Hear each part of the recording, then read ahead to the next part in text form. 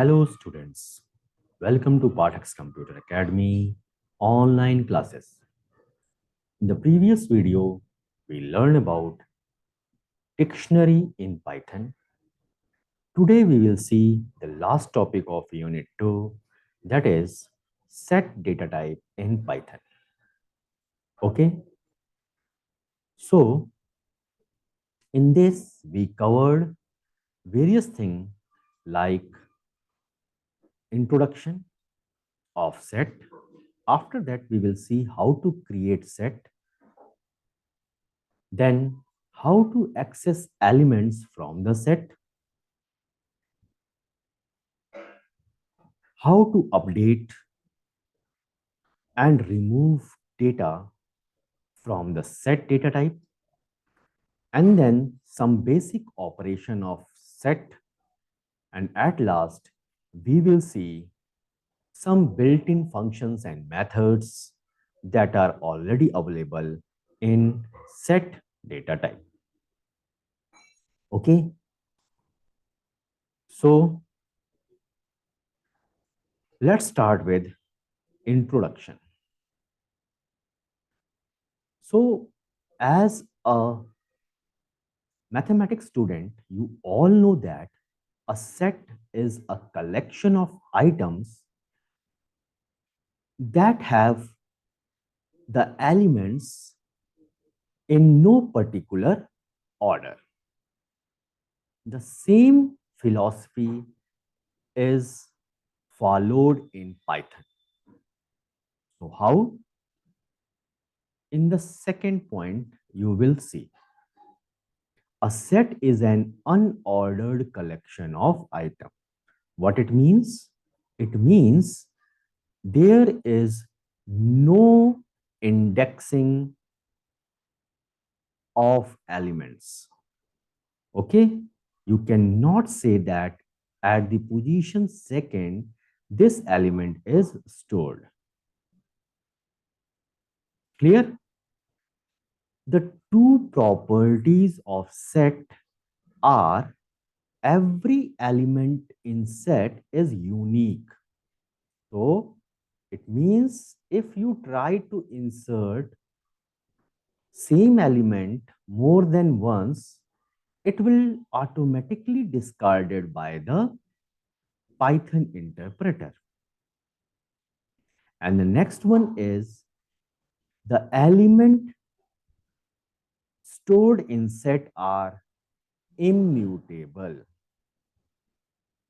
Okay, so we cannot store those elements that can be mutable, means that can be changed, are not supported by set data type.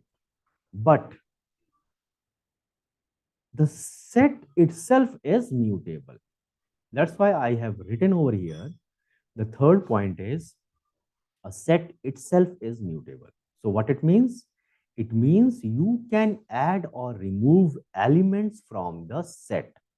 But if you want to change the element or modify the element that are already existed, that are not possible in set. Clear? So I think it is very clear to you that what is set in Python. First one is it is unordered collection of elements. Two properties are there. First one is elements are unique, and the second point is it should be a immutable type of data. Clear? There are various operation can be performed same as in mathematics, like union, intersection, difference, symmetric difference, etc. So now moving on, how to create set. It is very simple. You have to use curly braces separated by comma. Okay. One thing is to be remember that curly braces is also used to create dictionary data type. So whenever you are going to create empty set, you cannot do this with the help of curly braces. Here you can see. First thing is I have created a set S and I applied some duplicates data. But when we fetch the value of S, it will show only unique elements. Now I searched for what is the type of S. It shows it is set data type. Now I'm going to try to create an empty list with the help of curly braces. This cannot be possible. It is treated as what? Dictionary. So how to create empty set with the help of set function? Whenever you do this, S2 is equal to set, then the type of S2 is of set data type. This is to be remembered. Otherwise, in Viva, you will say wrong information to the interviewer. Okay. Next thing is you can insert different types of data in a single set, but it should be of immutable type. Okay.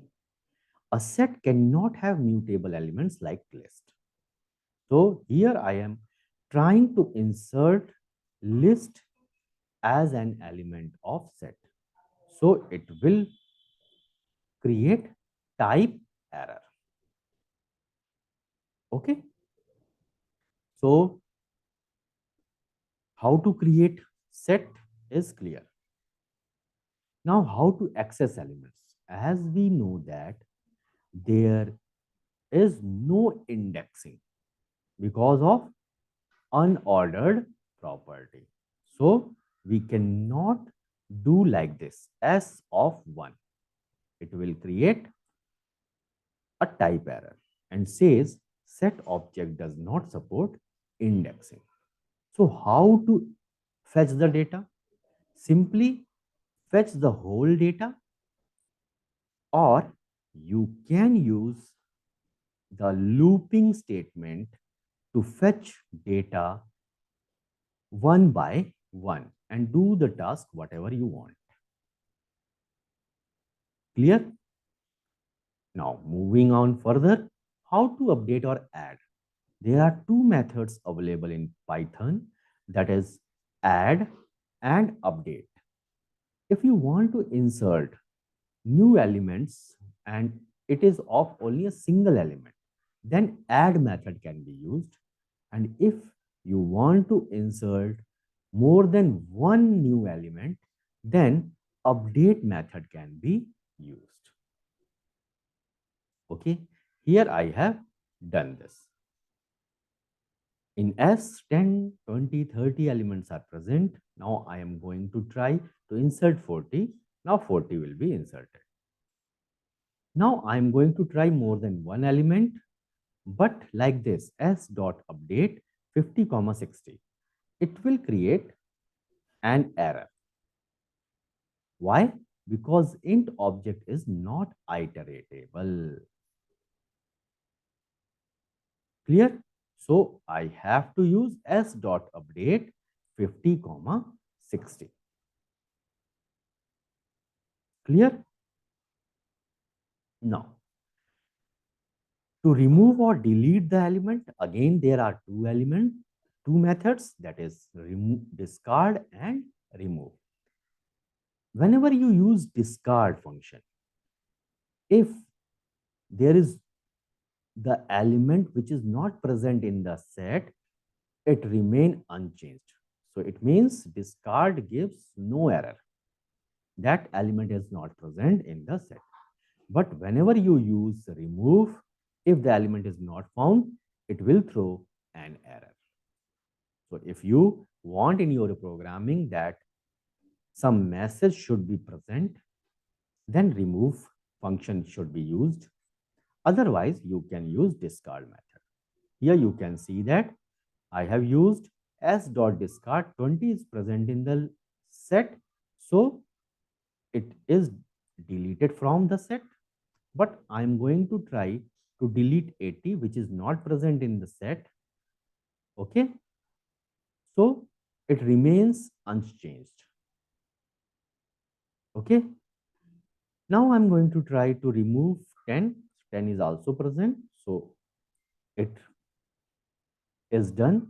But now, with the help of remove function, I'm going to try to delete the element that is not present in the set. So it will print or throw an key error. There is another method that is clear. Clear is used to delete all the element present in the set. Okay. So these three methods you have to remember while removing or deleting elements from the set. Now some operation available in Python set.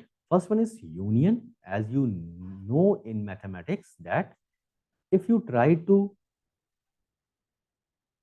apply operation of union between set A and set B, then all the elements of A as well as all the elements of B are combined together and printed. So you can use either this operator or union function. So here D1, D2 are two sets 10, 20, 30, 40. So I'm going to try union. So all the elements are combined. The same thing can be happened with the help of union method. But here you have to supply second set as an argument of union. Again, next one is intersection. What is intersection? The common element that are present in both set A and set B are disclosed or fetched. Clear? That are done with the help of ampersand or intersection method. So here you can see that in D3 and D4, 30, 40 are the common part. So whenever you use intersection method, then or intersection operator, then 30, 40 will be displayed. Okay. Next one is difference. As the name suggests, whenever if you used A minus B, then the set of elements that are only in A but not in B. So common part of both the set are removed. Only the elements that are unique to set A will be printed. The same thing can be happened if you applied B minus A. So it will print the unique elements of B only. So here you can see that D3 are 40, 10, 20, 30. D4 are 40, 50, 60, 30. So if I'm going to try D3 minus D4, so it will print 10 and 20. Why? Because 10 and 20 is unique element present in D3. The same thing can be applied when D4 minus D3. So here you can see that 50 and 60 are the unique element and 30 and 40 are the common element that are discarded. Whenever you use difference operator, that is minus or difference method. Clear? Again, for this, you have to supply the second set as an argument of difference method. Moving on further, symmetric difference. Symmetric difference means the set of elements in A and B, but not in both. So it means the unique element of A as well as unique element of B are printed whenever you use symmetric difference. So here you can see that D3 are 10, 20, 30, 40. D4 are 30, 40, 50, 60. So 30, 40 are the common part that should be discarded whenever you use symmetric difference. So here you can see that. So I think it is very clear to you some basic operation, that is union, intersection, difference, and symmetric difference. Now moving on further, some built-in function that I already discussed previously when I taught you about list, tuples, etc. So first one is len. Len is to define how many elements present in the set. Max, as the name suggests, it will print the highest element. Minimum will print the least element. Sorted function will use to sort the element in ascending order or descending order. By default, it will print in ascending order.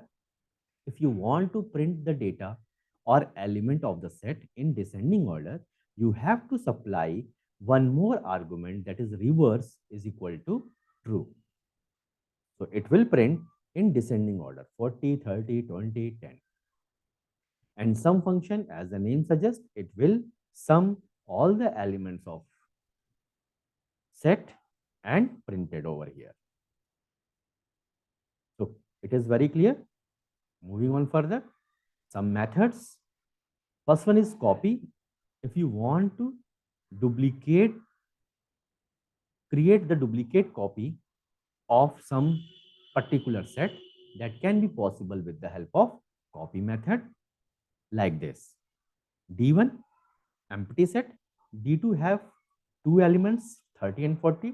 Now I'm going to try to copy all the elements of D2 into D1. So what is to be done? Like this, D1 is equal to D2 dot copy. Okay, so here you can see that all the elements are copied successfully. Now, next one is disjoint. Is disjoint means it returns true if two sets don't have any common item between them. Means if you apply intersection method, then empty set will be printed. So here you can see that D3 is equal to 1020, D4 is equal to 3040. So if I try to check D3 dot is disjoint and supply the another set as an argument, it will print true. But here you can see that D1, D2 have the same element, so it will print false. Okay. Now, next two methods are is subset and next another is superset. So as the name suggests, is subset method returns true if set A is the subset of B. Simple is that. Now here you can see that whether D5 is subset of D6? No, that's why false is printed. But if I check whether D6 is subset of D5, yes, 10, 20 is the part of D5. So it will print true. Just opposite is superset. A superset method returns true if a set has every elements of another set. So if I try to check whether D6, whether D6 is superset of D5, yes. Whether D5 is the superset of D6, no. All the elements of D5 are not present in D6, but all the elements of D6 are present in D5. That's why you have to remember this point. Set X is said to be the superset of set Y if all elements of Y are in X. So whenever you check is superset, you have to check the argument with the outer one. Whenever you use is subset, outer set is to be checked with the argument set. Clear? So that's all for today. Today we learned about sets in Python. I hope you enjoyed the session. In the next class, we will start the next unit, that is Introduction to NumPy.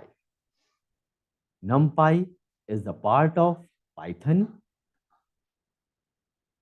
Okay, so you have to brush up your skills for Python programming. So, till now, thank you very much.